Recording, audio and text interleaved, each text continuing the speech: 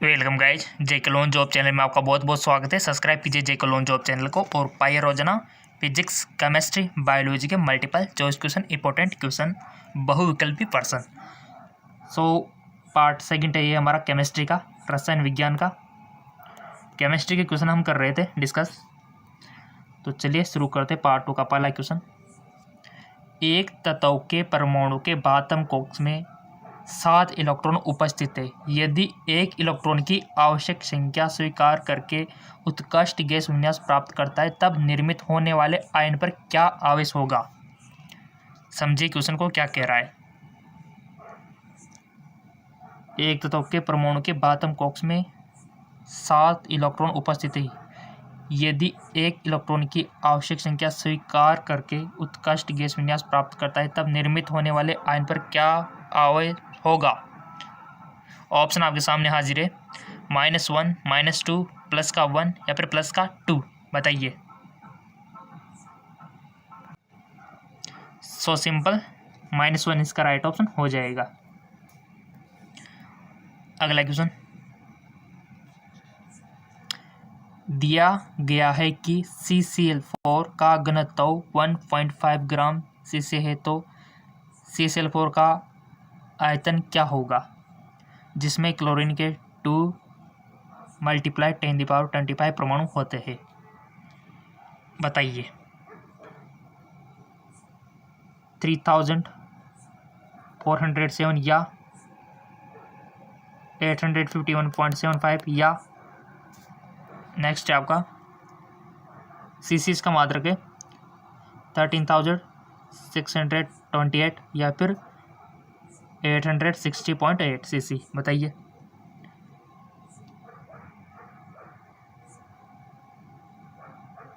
Right option हो जाएगा आपका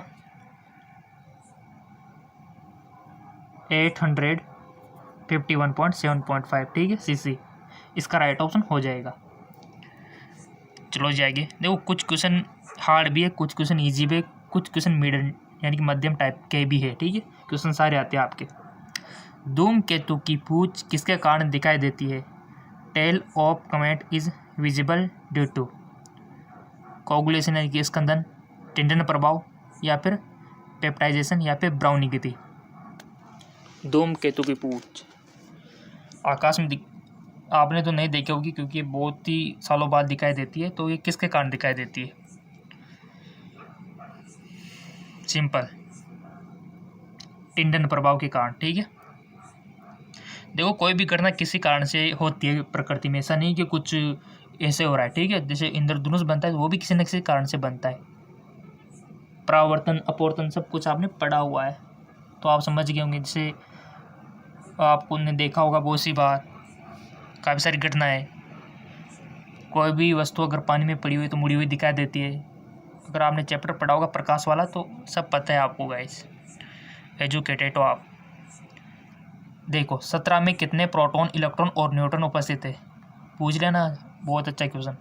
how many proton, electron and neutron are present in 17? यहाँ पर आपको संख्या बतानी गाइस इसकी कितनी है, प्रोटॉन की, इलेक्ट्रॉन की, न्यूट्रॉन की।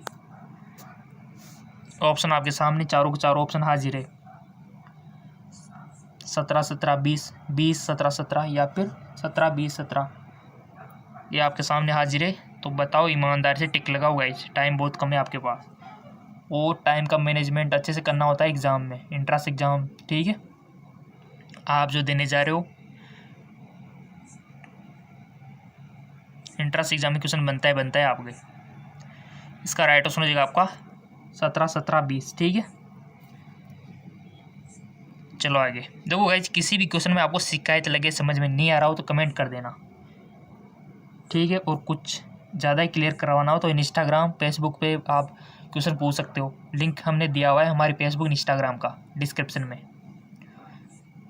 ताम्र ग्लास Cu2S क्यूप्रस ऑक्साइड में प्रक्रिया द्वारा परिवर्तन किया जा सकता है? निस्तापन, हाइड्रोजन प्रजन, निर्जलीकरण।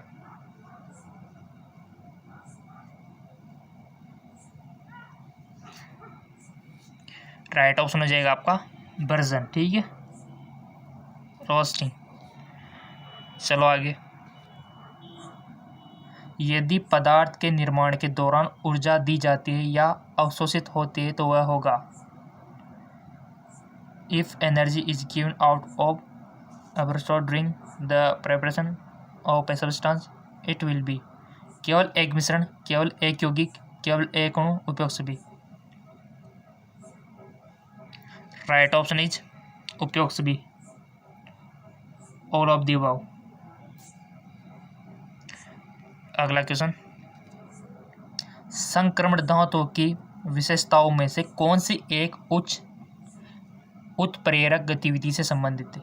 विच of the following characteristic of the transition metal associate with higher catalytic activity. कणन की उच्च एंथैल्पी, अनुचुंबकीय व्यवहार, हाइड्रेट आयनों का रंग या फिर चर ऑक्सीकरण अवस्थाएं। राइट ऑप्शन हो जाएगा गाइज आपका चर ऑक्सीकरण अवस्थाएं। क्वेश्चन मिलते रहेंगे, आप लिख के लाइक अच्छे अच्छे जो मिल रहे हैं हमको, तो क्वेश्चन भी हम आपको लिए बनाते रहेंगे। एक परमाणु के आवेश बादल यानी कि चार्ज क्लाउड गति की व्याख्या करते हैं। Charge cloud of atom illustrate the motion. Electron, proton, neutron, positron. बताइए। इजी क्वेश्चन भी कभी कभी हार्ड लगने लग जाते हैं अगर कोई एकदम से पूछ लिया जाए तो, राइट। सभी के साथ होता है। सो इसका राइट ऑप्शन हो जाएगा आपका इलेक्ट्रॉन। ठीक है। अगला क्वेश्चन, जल का एक नमूना सामान्य तापमान एवं दाब पर 104 डिग्री सेंटीग्रेड पर उबलता है।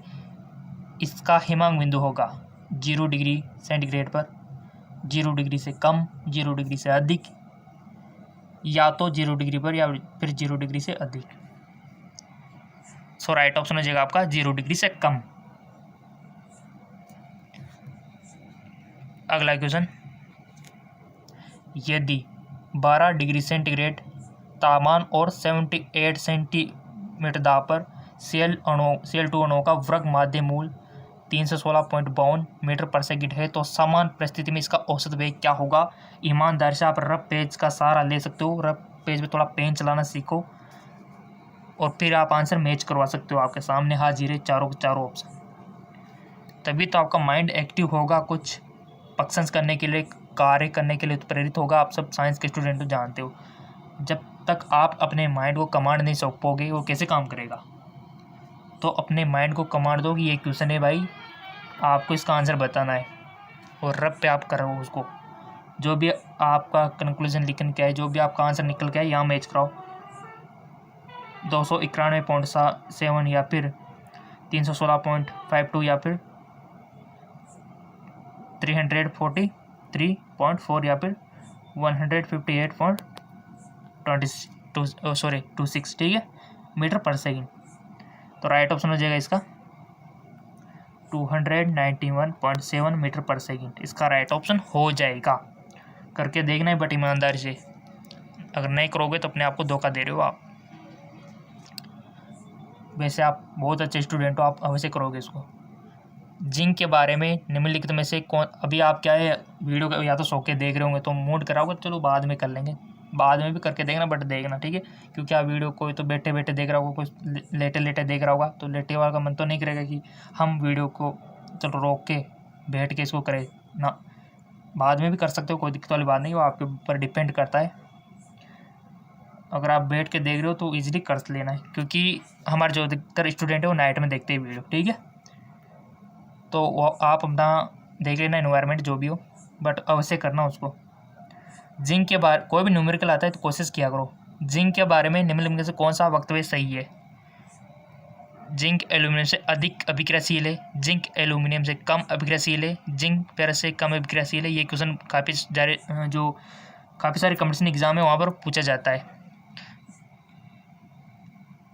सो गाइज, आपको सक्रियता श्रेणी इसके लिए याद होना चाहिए। सक्रियता श्रेणी अगर वो याद है तो आपको सब कुछ पता है, ठीक है।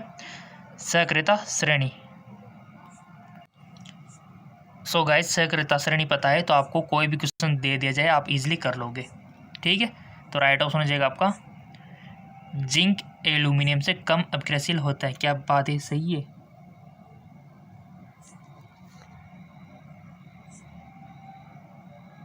True about zinc. अगर आपको पता होगा अधिक अभिक्रियाशील है या फिर कम अभिक्रियाशील है, आप बता सकते हो अगर आपको कोई भी कंफ्यूजन हो तो, ठीक है, क्योंकि मिस प्रिंट भी हो जाता है काफ़ी जगह। चलो आगे। परमाणु के बोर सिद्धांत के बारे में निम्न में से कौन सा सत्य नहीं है? Which of the following is not true about bore theory of atom? एकाध आयनिक हीलियम के स्पेक्ट्रम का कारण हाइड्रोजन का परिष्करण स्पेक्ट्रम दिया गया है। इलेक्ट्रॉन का एक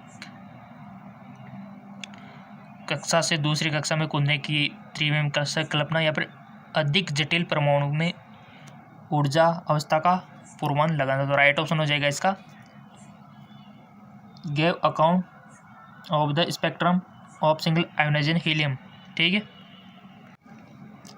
नेक्स्ट, और गाइस अगर क्वेश्चन कम लग रहे हो आपको तो जीके एमसीक्यू जेम के चैनल है आपके लिए, इसका लिंक भी नीचे दिया हुआ है, ठीक है। इस पर भी आपको मल्टीपल चॉइस क्वेश्चन मिलेंगे फिजिक्स केमिस्ट्री बायोलॉजी के, फॉलो कर लेना जाके। निम्न में से कौन सी क्रिया स्वतः स्फूर्त नहीं है? निर्वात में गैस का प्रसरण, एल्कोहल का वाष्पन, गैस का निम्न दाब से उच्च दाब में गमन, जल में लवण का विलयन। तो राइट ऑप्शन हो जाएगा आपका गैस का निम्न दाब से उच्च दाब में गमन, ठीक है। अगला क्वेश्चन, किस तत्व में प्रोटॉन की संख्या अधिकतम होती है? राइट ऑप्शन हो जाएगा आपका पोटेशियम, ठीक है।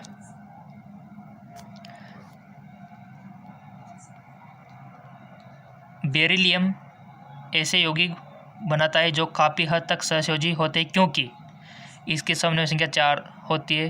बेरिलियम की विद्युत ऋणात्मकता मध्य उच्च है, या फिर बेरिलियम की निम्न आयनन तापीयदार्यता, या फिर बेरिलियम की उच्च आयनन तापीयदार्यता और छोटा आकार।